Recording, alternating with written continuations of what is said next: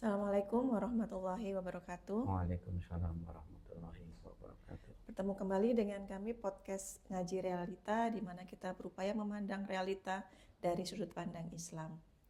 Oke, teman-teman, pada episode kali ini kita akan membahas sesuatu yang kembali sering kita jumpai dalam kehidupan kita sehari-hari.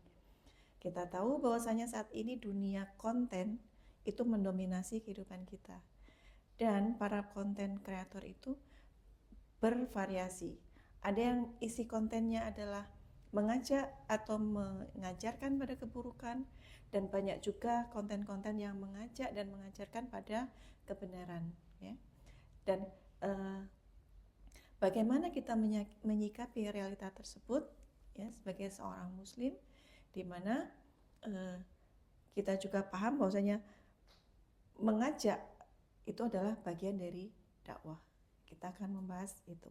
Dan bersama kita sekarang, alhamdulillah, sudah hadir narasumber kita. Assalamualaikum Pak Dian. Waalaikumsalam warahmatullahi wabarakatuh.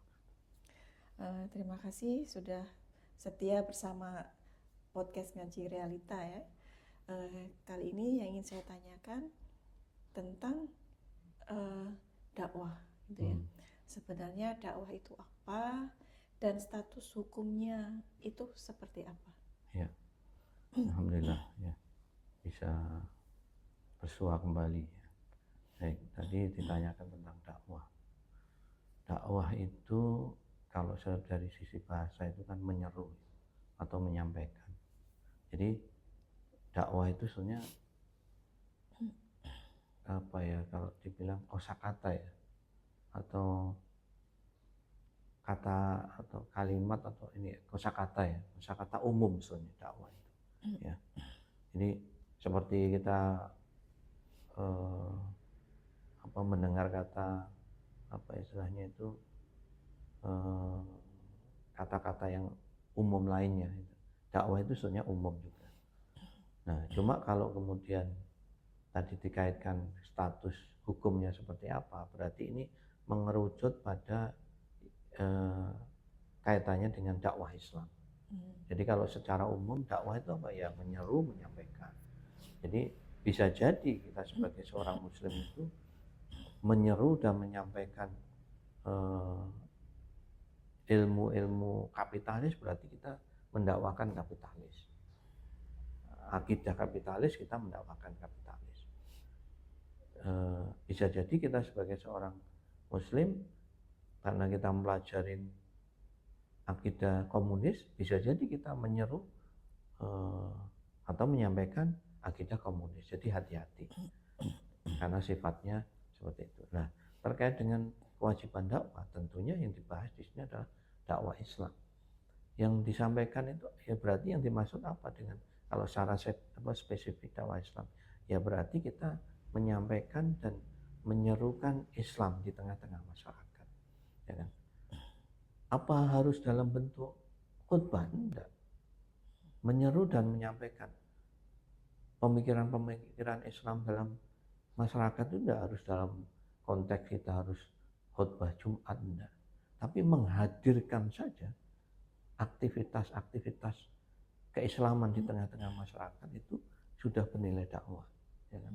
Contoh misalnya kita berangkat sholat Jumat, ya, pakai sarung misalnya, atau nggak usah pakai sarung, misalnya kita berangkat aja hari Jumat jam duhur kita sholat Jumat, itu pun dengan orang melihat kita menghadirkan aktivitas sholat Jumat, itu udah berdakwah, ya kan?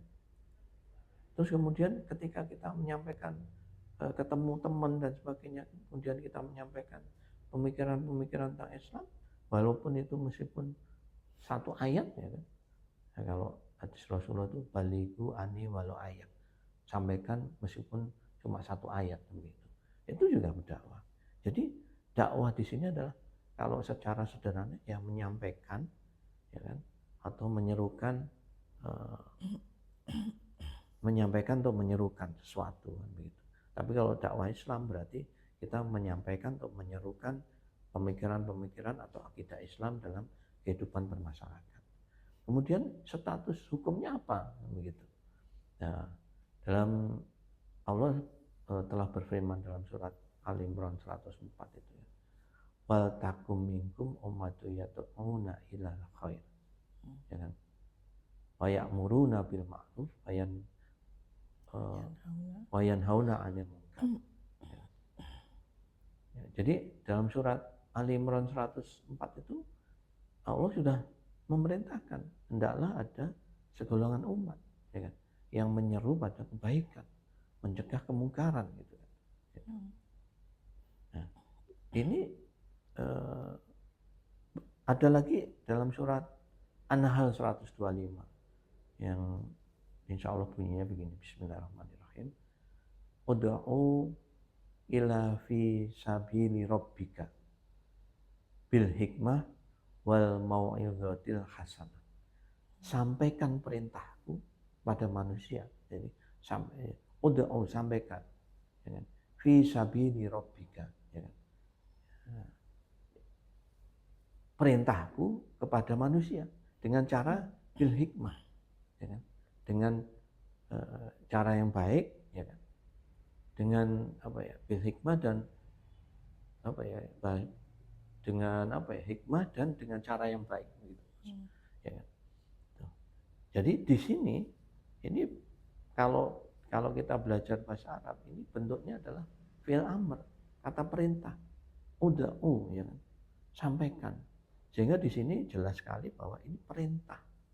Nah, yang namanya perintah itu ya statusnya ya jadi wajib, diperintahkan kita. Nah, kemudian itu statusnya. Jadi kalau tadi tanya dakwah itu apa ya tadi itu menyerukan dan menyampaikan pemikiran-pemikiran Islam ya kan. Tentunya di sini yang ditanya adalah dakwah Islam ya kan. Menyampaikan dan menyerukan pemikiran Islam di tengah-tengah masyarakat. Termasuk di situ adalah menghadirkan aktivitas yang menggambarkan tentang akidah Islam seperti sholat Jumat. Itu sudah termasuk dakwah Islam ya kan. Kalau ditanya tadi kewajiban ya tentunya ini wajib. Statusnya wajibnya seperti apa? Apakah itu fardu ain atau fardu kifayah ya kan? Ya tentunya di sini adalah fardu ain. Ya, kewajiban dakwah kita itu sebagaimana kewajiban kita sholat ya kan? Selama kita seperti yang kita pahami sholat 5 waktu, kalau kita nggak menjalankan sholat 5 waktu ya kita berdosa, namanya juga wajib. Kalau meninggalkan ya berdosa, kalau menjalankan mendapatkan pahala kan gitu, wajib. Nah, kewajiban berdakwah ini ya sama statusnya dengan sholat fardu. Ya, namanya wajib ya kita harus menjalankan. Tentunya itu sesuai dengan kemampuan kita, ya kan? Apakah istilahnya nggak harus misalnya tadi saya sampaikan kita harus khutbah di masjid, enggak. Kita dengan menghadirkan pemikiran-pemikiran Islam saja itu sudah dianggap sebagai dakwah. Mungkin seperti itu.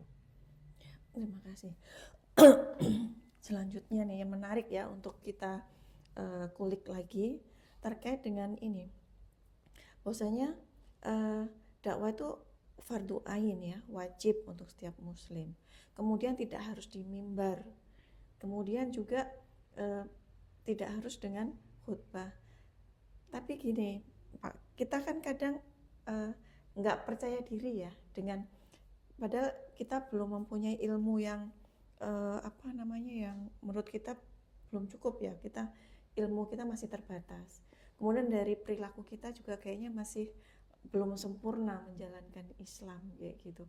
Nah, bagaimana kita menjalankan kewajiban dakwah ini dalam posisi kita dalam keadaan seperti itu tadi. Jadi agak nggak pede gitu Pak kalau kita mau dakwah gitu.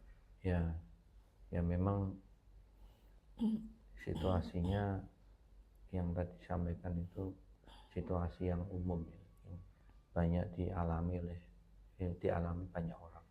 Ya tapi nggak apa-apa, karena ini satu kewajiban yang mau nggak mau harus dijalankan. Ya. bagaimana caranya? Sekarang itu kan banyak cara ya kan. Kalau ada peribahasa itu banyak cara menuju Roma kan, gitu. Sekarang kan saya akan mungkin jawab satu persatu ya. Gimana kalau misalnya kita ilmunya kurang gitu ya. Ya, Rasulullah sudah menekankan dalam satu hadis ya kan. Baligu ani walau ayah kan gitu. Sampaikan walau satu ayat gitu. Di sini ada dua hal. Pertama, saking ditekankannya kewajiban dakwah itu, meskipun cuma yang dia tahu itu satu ayat, ya kan, itu diminta untuk menyampaikan. Ya kan?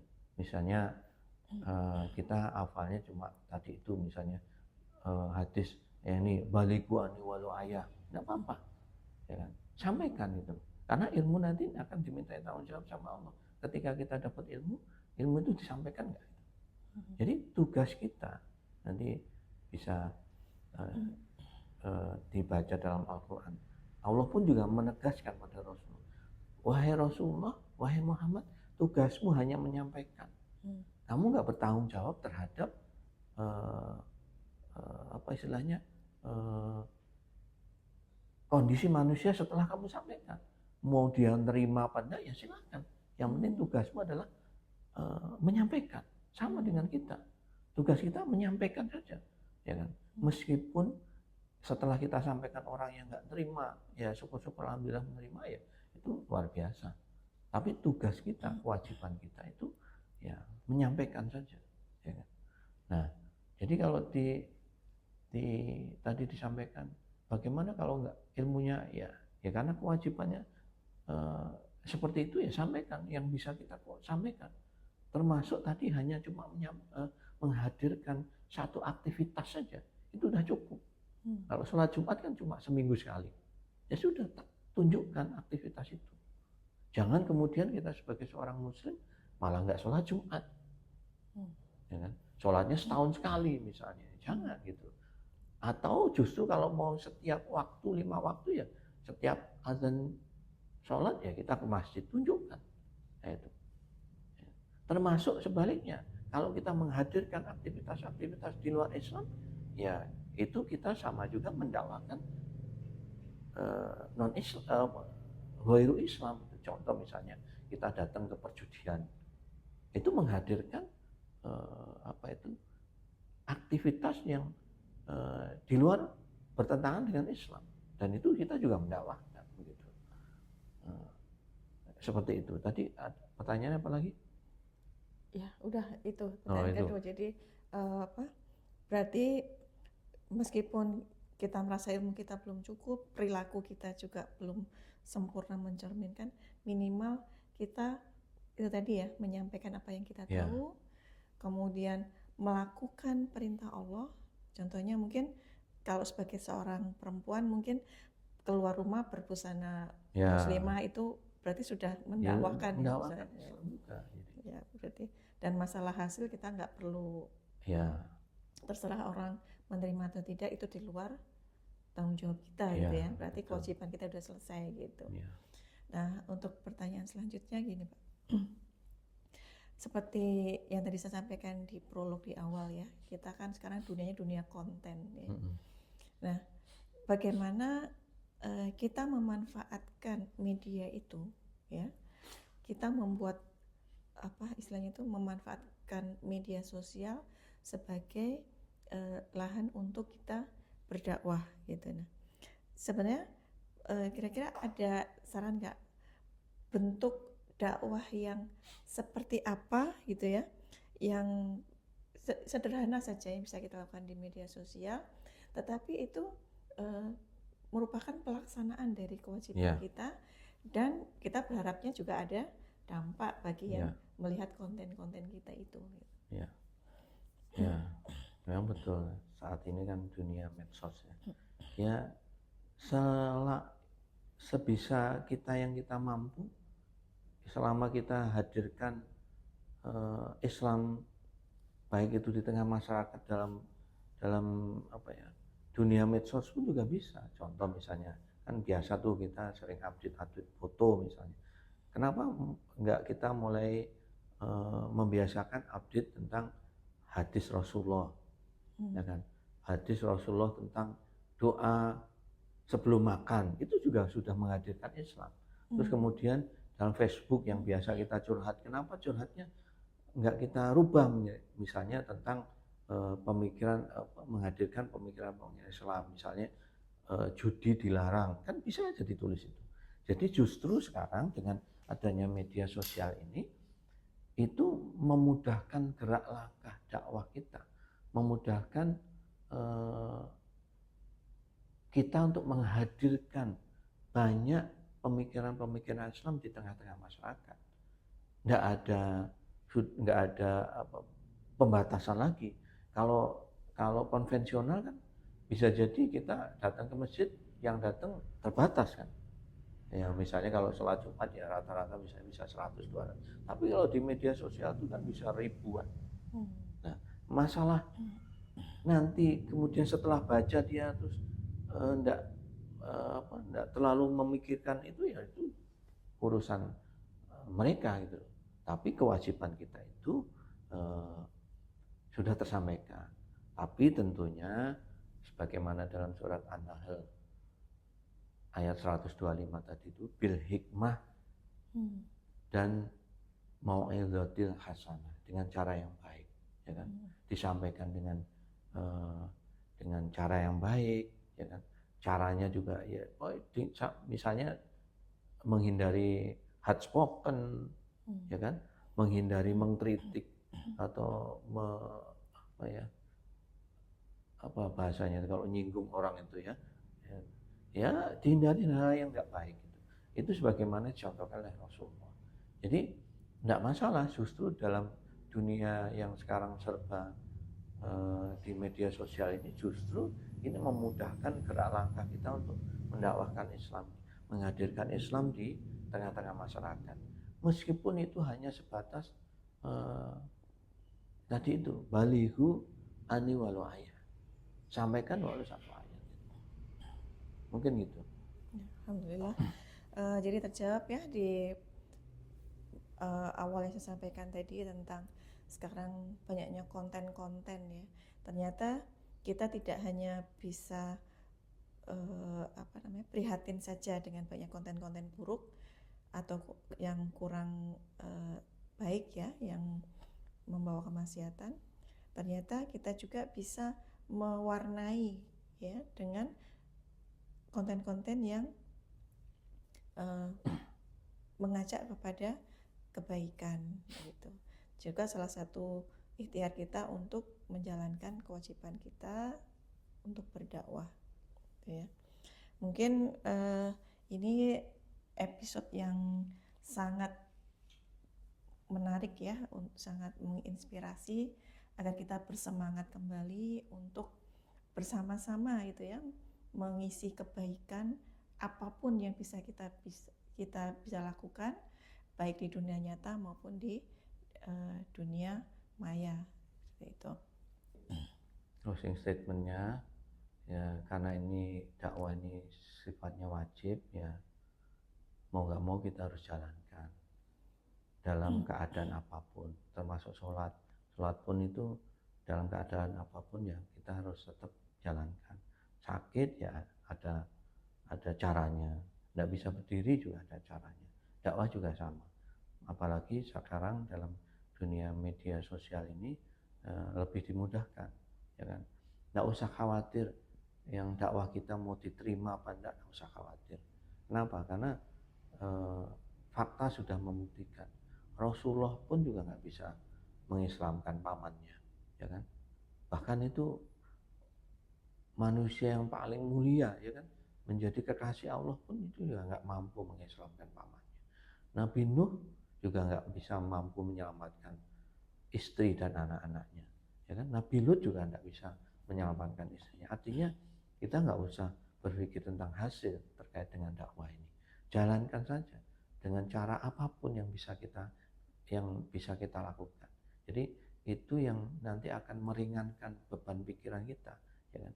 Ya lewat podcast seperti ini semampu kita, kita nggak harus menjadi ahli, kita nggak harus menjadi seorang kiai untuk menyampaikan.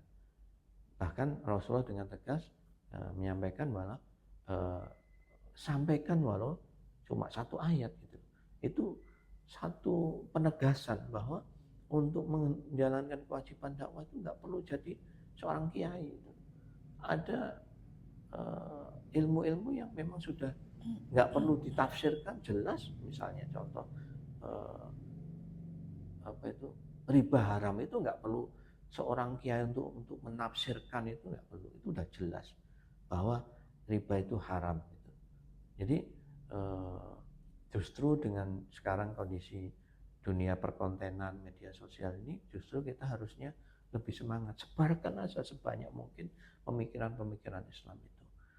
Ya tentunya ya nanti kalau kita sudah mahir, sudah punya kemampuan dan sebagainya, atau mungkin nanti sudah terbiasa dalam dunia media sosial ini, kita perlu evaluasi bagaimana konten kita itu bisa lebih diterima dengan lebih baik, ya kan?